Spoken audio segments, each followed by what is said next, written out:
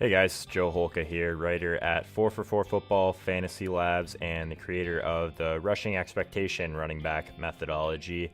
The Backyard Banter podcast was, in a sense, made for people just like me coming up in the industry, and in all honesty, the timing couldn't have been more perfect. I've listened to all 49 episodes, some more than once, and these are some of my most notable takeaways from the series.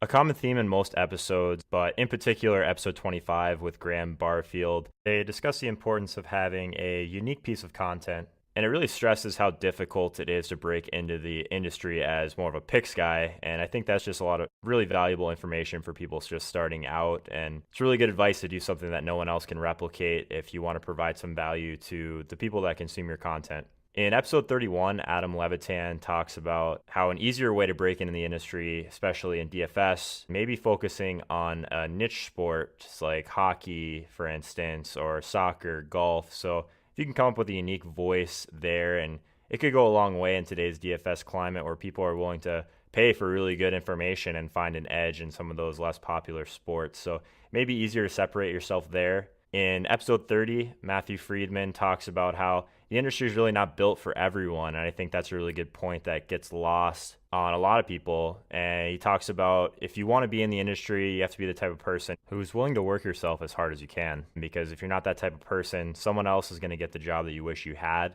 One other thing I took from that episode in particular was it's really important to find a group of people where you feel valued, and at the same time, you know that everyone's willing to grind and work as hard as you are. TJ Hernandez in episode 22, a good friend of mine in the industry, talks about how he didn't have a writing background, which is something I can definitely relate to, and I'm constantly looking to improve on.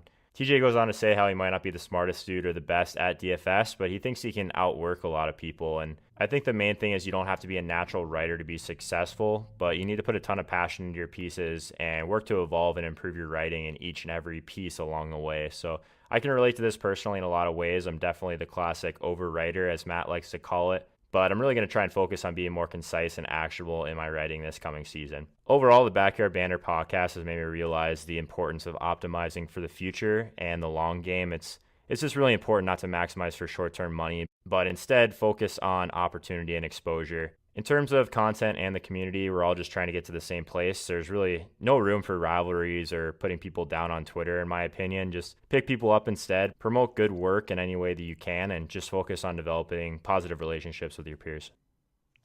So much of what Joe talked about there is really what this show kind of does promote if you're trying to get started, which is, one, of course, create unique content. And I tell people all the time, if you're trying to get started and you're trying to get noticed, what is something that you wish you saw out there in the football analysis world that you don't see, or really any field? What's something that you think you can bring that nobody else can, and create content off that, make it happen. And also Joe talks about outworking people.